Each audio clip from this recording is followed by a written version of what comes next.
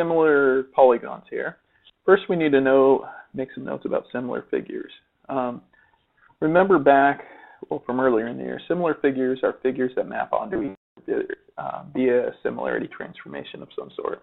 Okay, so let's make a note of that real quick. Figures that map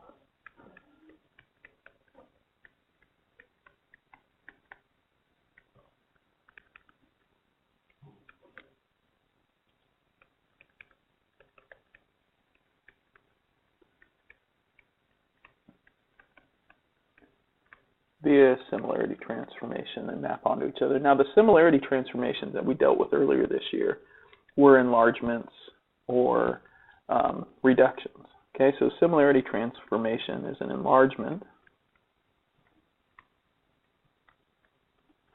or reduction. Okay, remember we called those dilations. Okay, and when we dealt with that, we either enlarged by a factor of k or reduced by a factor of k. So remember, our scale factor was the amount each side is multiplied by when enlarging or reducing.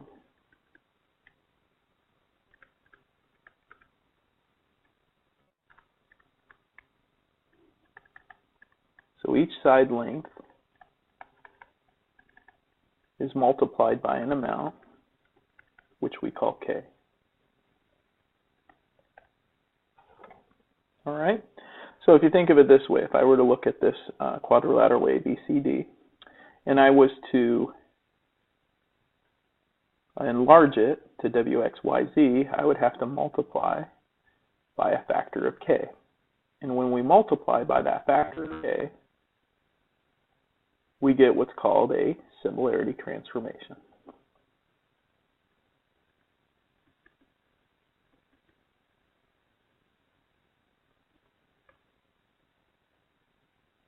Okay.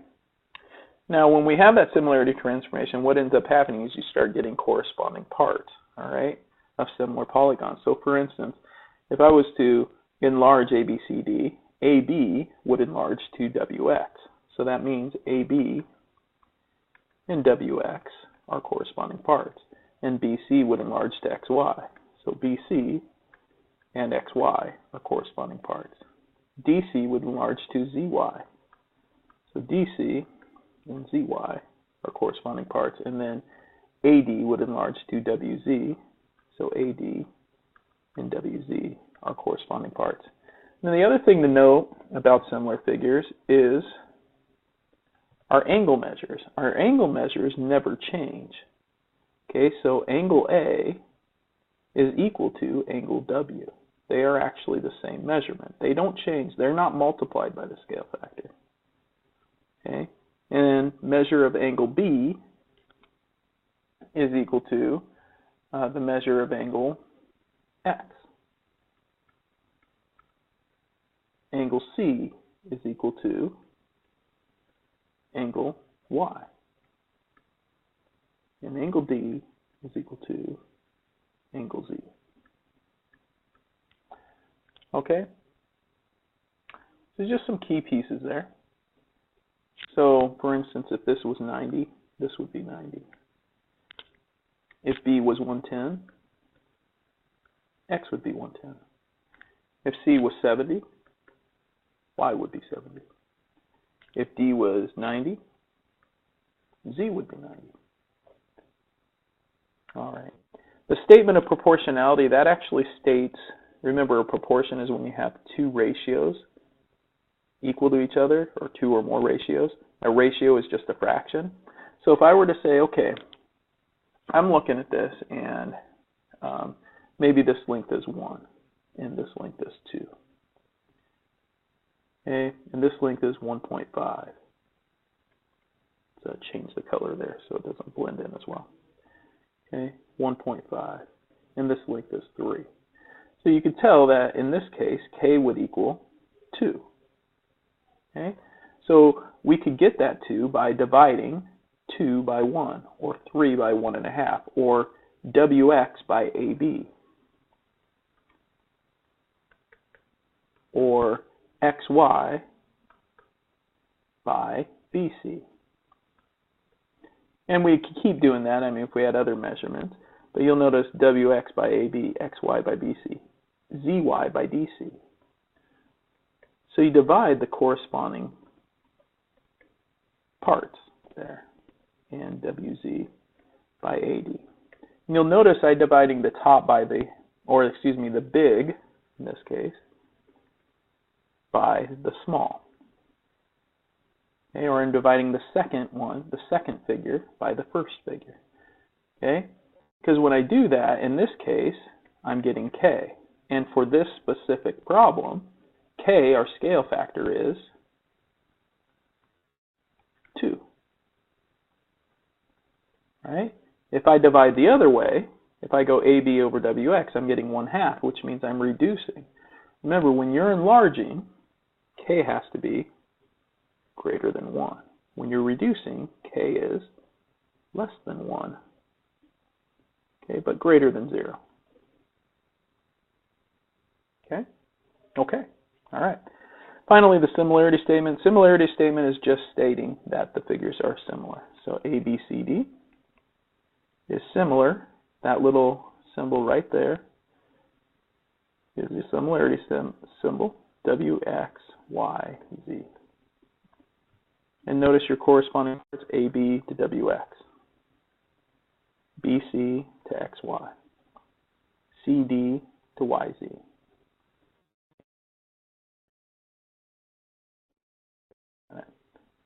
And your angles, A is congruent to W, B is congruent to X, C is congruent to Y, D is congruent to Z. Corresponding parts are listed in that order. All right. Let's go ahead and apply some of that here. All right, so we have a diagram. Triangle ABC is similar to WXY. Find the scale factor from ABC to WXY. Okay, so we know if they're similar, then corresponding lengths are proportional. Okay, corresponding sides lengths would be proportional here. So we have 4.5 WY is to AC as 5.4 WX is to 3, which is AB, and XY 7.2 is to BC, which is 4. Okay, so if I kind of list those out now, 4.5 to 2.5. Notice I did but a second by the first. That should equal 5.4 to 3, which should equal 7.2 to 4. Okay, when I divide all of those, I actually, or reduce them, probably most people would just divide the two numbers. You get 1.8 equals 1.8 equals 1.8. Fractionally, they all reduce to 9/5. But 1.8 is fine. That is your scale factor. That means when you multiply A by ABC by 1.8, you get WXYZ. Or when you multiply each side length by 1.8, you get WXYZ. Our congruent angles, I'll find our scale factor. Well, scale factor is K, and K equals 1.8. List all pairs of congruent angles. Well, you can just look here. A is to W.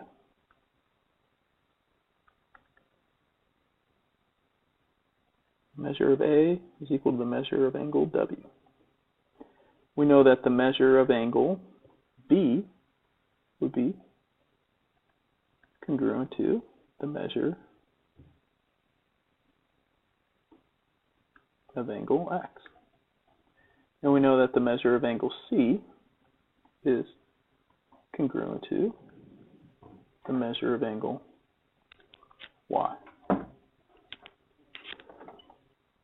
Write the ratio of the corresponding side lengths of the statement of proportionality. We've already got it right here. Okay, so these are our corresponding side lengths to give our statement of proportionality.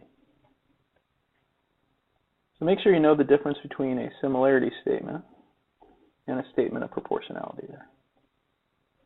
Similarity statement actually is this right here.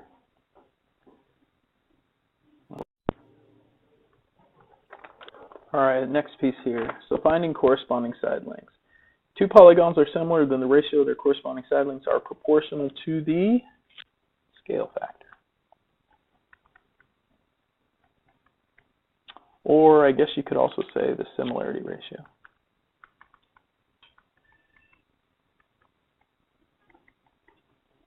of the similar polygons. Okay, so if I have ABC is similar to QRS, and we want to find the length of X, we know that in this case, if I want to find the scale factor, remember I take corresponding lengths or corresponding sides, so QS is to AC as QR is to AB as RS is to BC. And I know that QS and AC, QS is 62.4, AC is 12, and QS is not 62.4. My apologies, and that's not 12. QS is 26, AC is 5, okay, and QR is 62.4, AB is 12. And then RS is X, and BC is 8. So what I want to do is I want to find a proportion in there that I can solve. Well, when I look at this, I could say, well, there's a proportion. And I can cross multiply and divide that. Okay, 62.4 over 12 is equal to X over 8. 62.4 times 8 and 12 times X. Well, 12 times X is easy. It's 12X. 62.4 times 8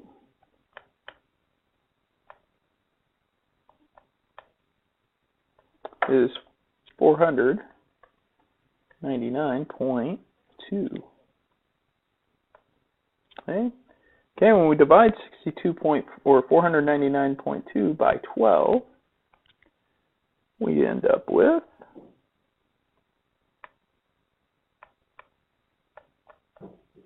41.6, which means this side length right here is 41.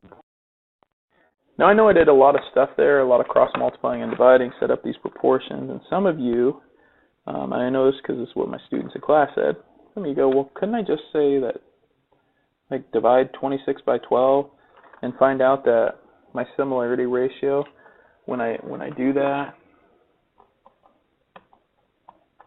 is just like 2.16, okay, or I'm sorry, 26, my bad.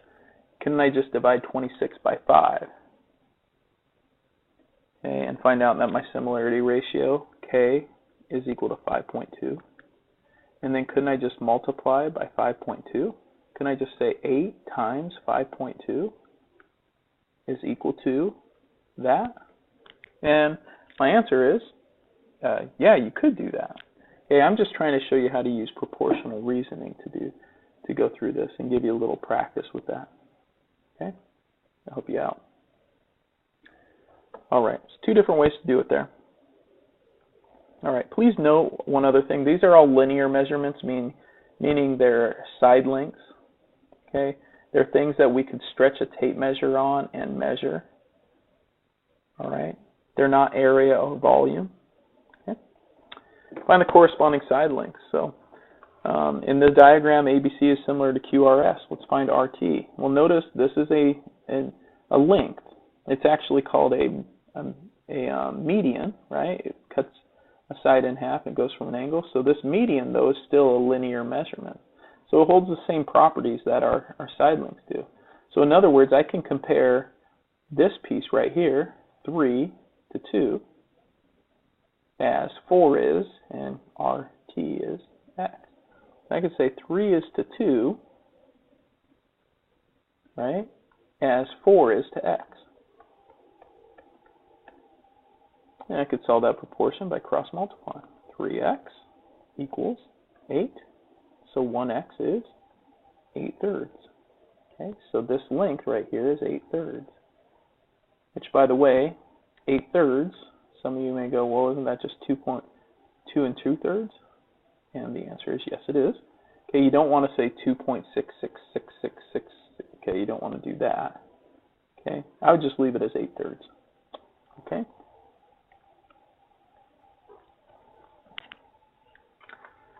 All right, what else we got here? Aha. Dealing with some other measures. If two polygons are similar, then the ratio of their perimeters are proportional also to the scale factor. Or the, if you want to, you could also call it the similarity ratio.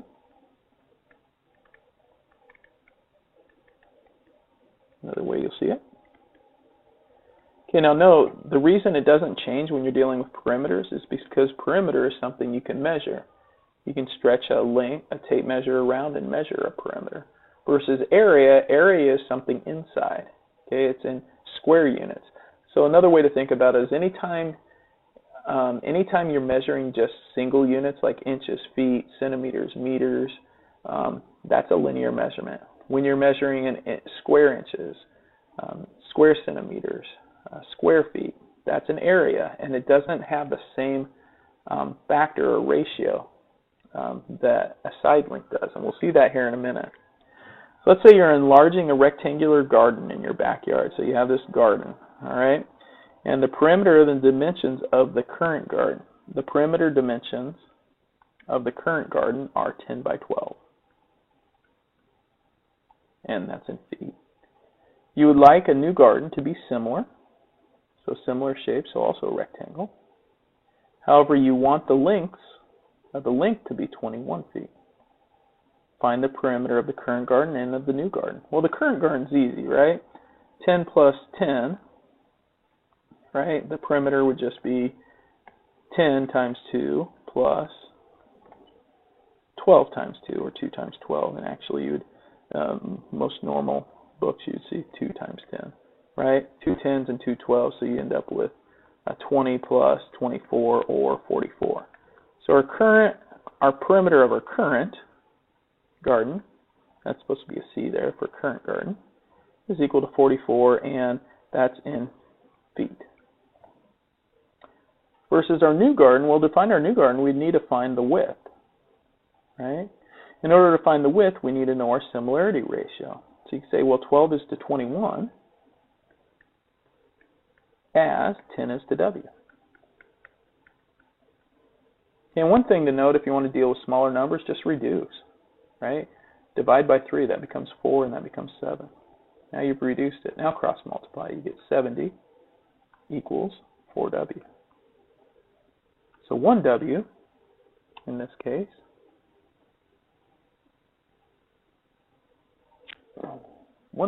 is 17.5. Okay.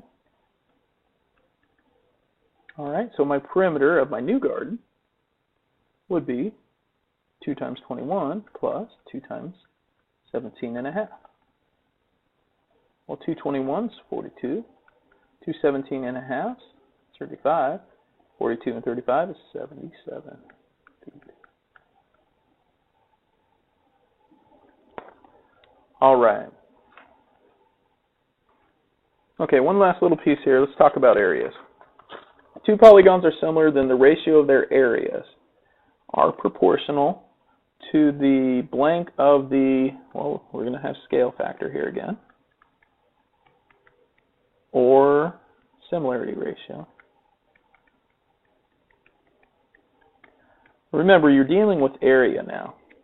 And when you're dealing with area, you're dealing with the squares, or the square of those scale factor, that scale factor or similarity ratio. Okay, so just think of it. Area is in units squared, which means you have to square your scale factor or similarity ratio before you can compare areas. Okay, so if my similarity ratio is 1/2, that would be K, our scale factor. The perimeter is also K. It's also 1/2. However, the area, because it's measured in square feet, is K squared. So square 1, which is 1, and square 2, which is 4. Okay, so once again, if you know the perimeter ratio, you also know the similarity ratio. They're the same. But the area ratio is square that, so it's 25 over 9. Square 5, 25, square 3 is 9. Perimeter ratio, 24 32nds, always reduce. It'll save you a lot of headaches. 24, 8 goes into it 3 times, 8 goes into 32 4 times. So 3/4. Similarity ratio is the same. Area ratio becomes 9/16. Now I know I'm going fast, but hopefully you're pausing here, right? Let's see, now we're given a surface area ratio. If I want to go backwards, rather than squaring to get the surface area, I can go the other way and I can take the root. So if I go this way, I'm taking the square root. Square root of 36 is 6. Square root of 49 is 7. And its perimeter ratio is 6/7, so is the similarity ratio. And the last one, I'm also given area. I've got to take the root. Those are not perfect roots, but try to reduce first. 3 goes into 27 9 times. 3 goes into 12 4 times. Yes, those are perfect roots. Root of 9, 3. Root of 4, 2. Okay, now once you know the ratio of the surface areas, then you can compare surface areas. So if I'm dealing with a problem like this, I have triangle ABC is similar to QRS, and I want to find the area of QRS, and I already know the area of ABC, I can compare areas. I can say, well, okay, let's call the area of triangle QRS, let's say that we call that just X. Okay, so I could say 50 is to X as, well, I'd have to find my area ratio. I can't just compare sides, right? Right? You got to think of it this way. 7 is to 42. That's your similarity ratio. To find the area ratio, all right, I forgot the 2 there. So 7 is to 42. To find the area ratio, I've got to square this. It becomes 7 squared. You know what, better yet, before I square that, let me actually reduce this. Make that number easier. 42 is going to look daunting. That becomes 1/6. Right, so let's square 1. It's easy, that's 1. Square 6. That becomes 36. So my area ratio is 1/36. Notice I'm comparing small triangle to 50 is small over X, area big, is equal to the similarity ratio. 1 is small, 36 is our big. Cross multiply, we get X equals 50 times 36, or 1800. So the area of QRS is equal to 1800, and we're dealing in square centimeters. 1800 square centimeters is X. Clean that up a bit. All right, so make sure you find that area ratio before you compare areas. That's huge. Okay. If I want to look at a polygon and see if they're similar, well, I've got polygon ABCDE. Is it similar to FGHIJ? Explain.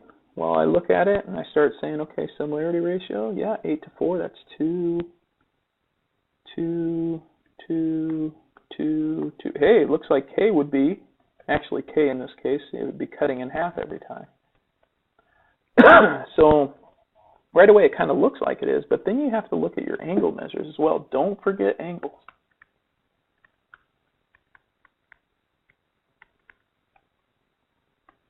Okay, angles must be congruent, corresponding angles. Corresponding angles must be congruent. So 99, B corresponds to G, right? B to G. A corresponds to F. A to F. Well, those two are not congruent. So are these figures similar? No, because corresponding angles are not congruent. Okay, I think that, yep, that's it. Good luck.